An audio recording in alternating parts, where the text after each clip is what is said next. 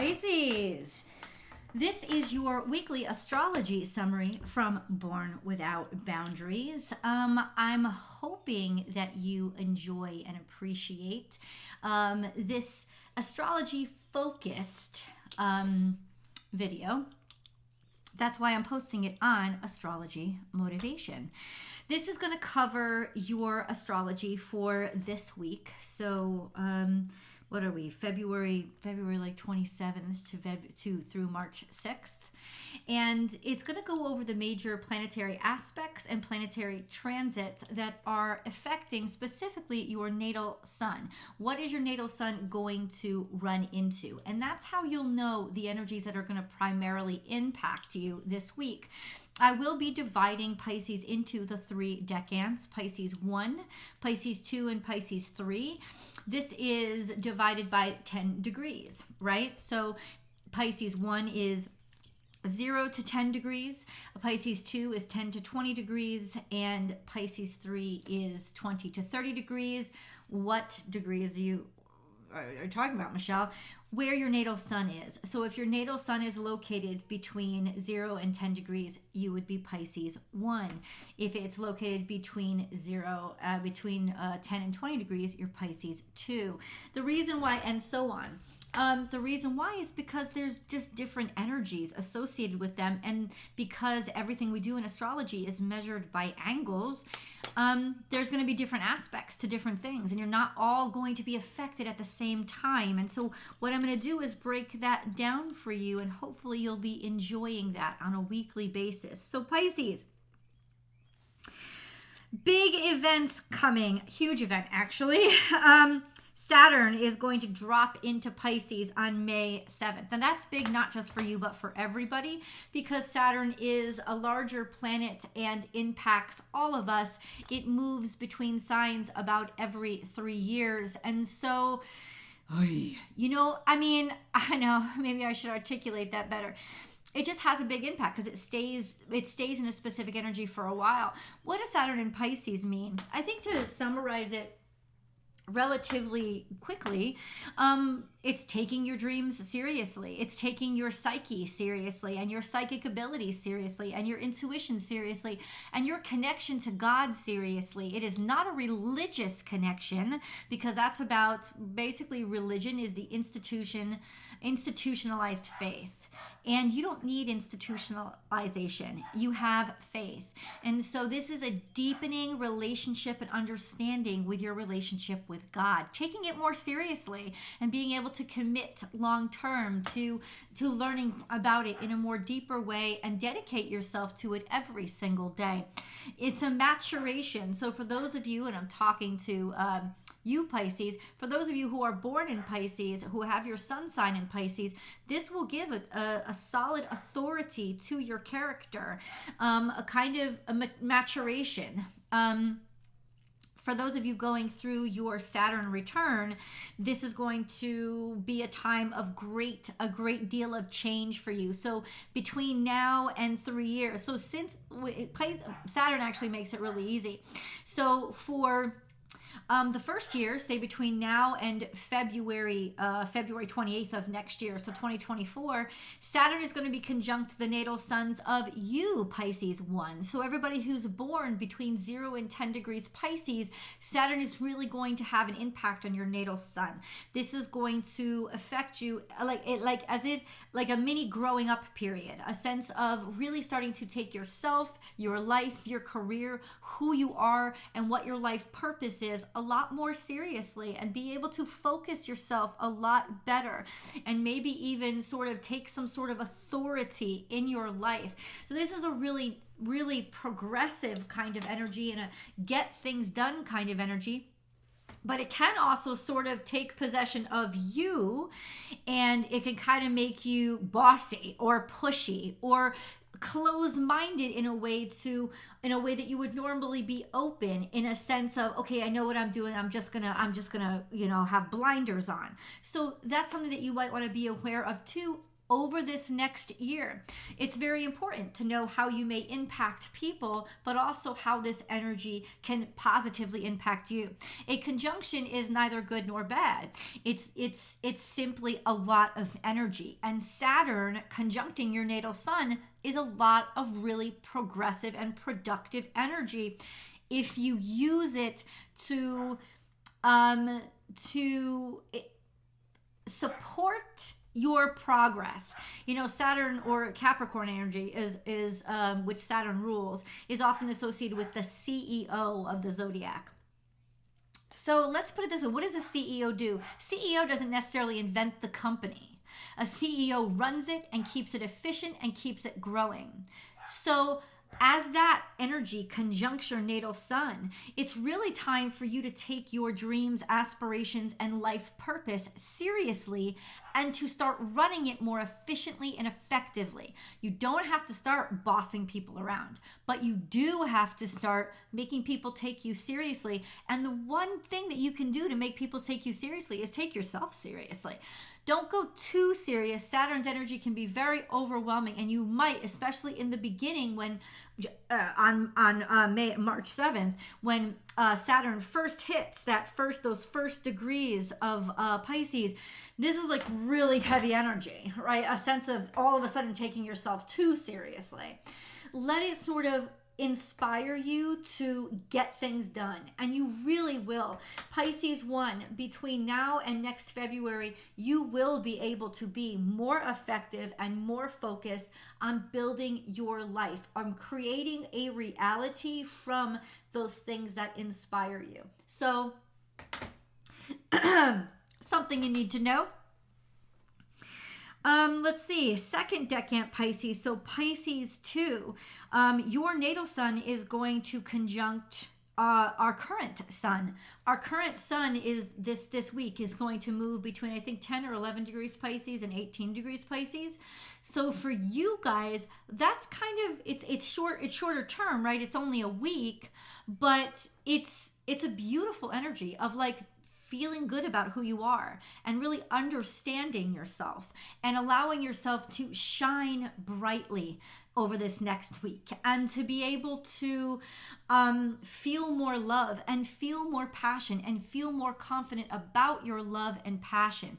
Very creative energy. So allow yourself, and you kind of have the courage to just stand out and let people see what you've been creating, or believe in yourself and believe in your inspiration and how you desire or want or are inspired to create. And this is just very progressive and positive and happy, beautiful energy. I will say for you guys, there is on Wednesday, so that is, what is it? March 1st, rabbit, don't forget to say it, just in case. There's going to be a grand trine forming between the sun, the moon, and the south node. What does this mean? It means a lazy day. It means a day that you'll just, like, it's going to be so cozy and so cushy and so comfortable. You probably aren't going to get a lot done. So allow yourself to enjoy it. Allow yourself to enjoy the peace and tranquility that is this beautiful and wonderful, extraordinary energy of a grand trine, a grand water trine that includes the south node. So feeling comfortable with who you are and where you are in life. It's almost like a day of gratitude. Use it as a great day of gratitude to appreciate and love all the things that you already have and already are, right? It can bring you closer to yourself, and it can also help to instill a greater sense of confidence in your talents and in your skills. So that's happening on Wednesday. Let's see. Pisces 1. Hold on. Let me see. This gives a sense of... Okay, we got that already. I write everything down on my little book. Everything down. March 2nd. Another thing happens. So there's a lot happening in Pisces. On March 2nd, Mercury is here, and Mercury drops into Pisces. So that's a couple of days before Saturn. Now, Mercury's not going to stay that long. Mercury never stays that long. I think it stays about 3 weeks in every sign. So for you guys, first decant Pisces, you will experience between, I would say, March 2nd and what was it, March 7th? Mercury will be conjuncting your natal sun. What does that mean? Well, along with Saturn, I think on the tail end, you guys in sort of later first decade Pisces will get Mercury and Saturn energy. That's really progressive energy. And that's really like knowing what you want to say and having your thoughts, being able to organize your thoughts really carefully. But in general, Mercury is going to be between, I think, March 2nd when it drops in and March 5th or 6th, something like that. I know I should get more exact dates, right? It'll be conjuncting your natal sun, which will actually make your mind a lot clearer and you a lot more clever and a lot sharp. And this is a great day to express yourself and really talk out loud and speak. You'll be communicating very effectively. I envy all of you college students who have to write an essay and have this energy supporting you, because you will speak so eloquently and your words will get attention and people will want to listen to what you have to say. So whether you're speaking out loud or you're writing, really effective communications here. On Thursday, the sun is going to sextile Uranus. So this is really especially positive for second decade Pisces, because it's basically a sense of really thinking outside of the box and really feeling confident about thinking outside of the box. And it means that there's an opportunity coming your way that could surprise you. So a surprise opportunity later on in the week.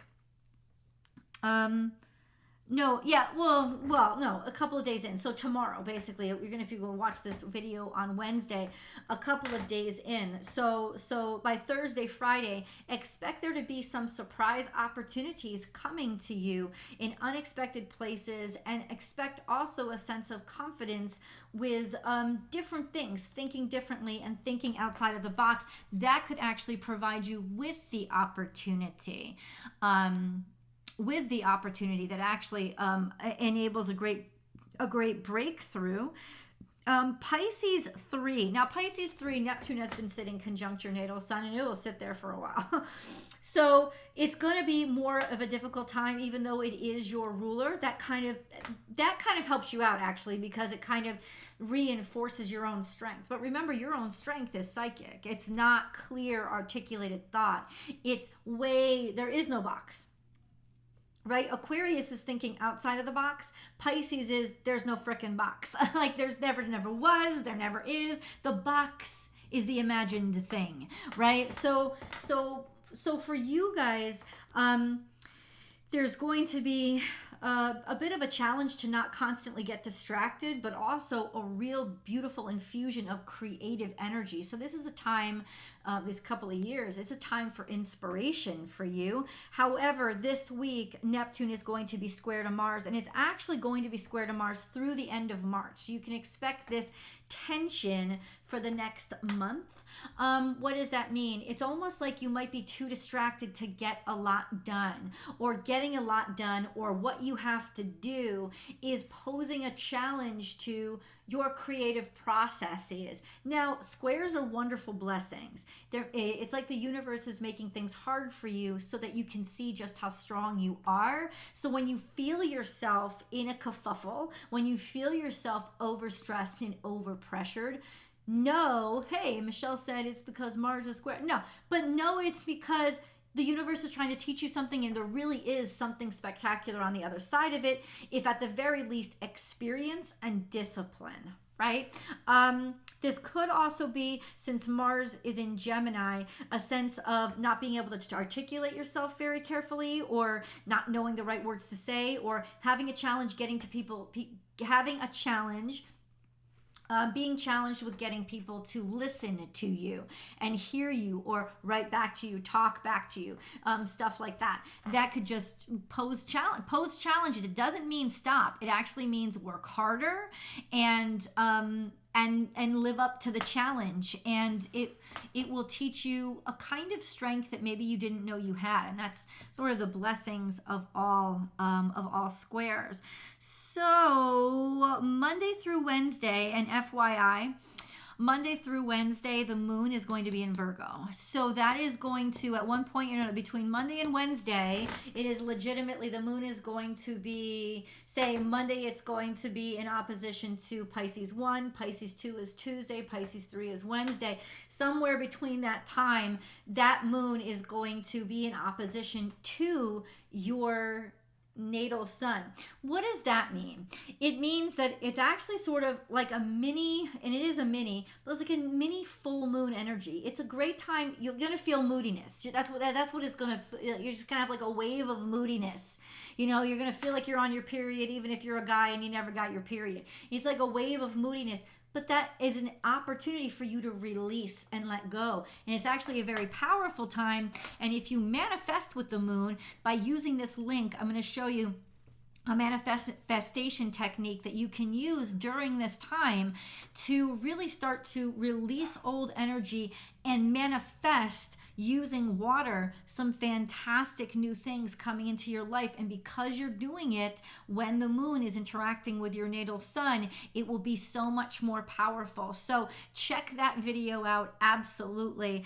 If you haven't subscribed to this channel yet because you're new here, please subscribe now. This is a wonderful time to do it. There will be weekly astrology updates all the time. Also weekly astrology updates. I was going to say every single week. Yeah, I know. Please be sure to give this video a thumbs up. And yes, I encourage you to leave your comments below. Are you a first, second, or third Pisces? Do you know the ruler of your decan? Because it's not just Neptune. Neptune rules all of Pisces, but this is sort of each decan has its, like, if you look at Neptune or Jupiter as the king of Pisces, then because Pisces is also traditionally ruled by Jupiter, you each also have your own little lord of your personal decan, and I'm wondering if you guys know what that is. So please feel free to leave the comments below. I will definitely check back to tell you if it's a yes or a no, if you were right or you're wrong, and then let people kind of know what that means. I would love to have that kind of participation. I'd like to see your take on it. And yeah, be sure to subscribe and ring that notification bell so that you know when I upload your favorite content. I love you guys, and I'll see you next week. Bye.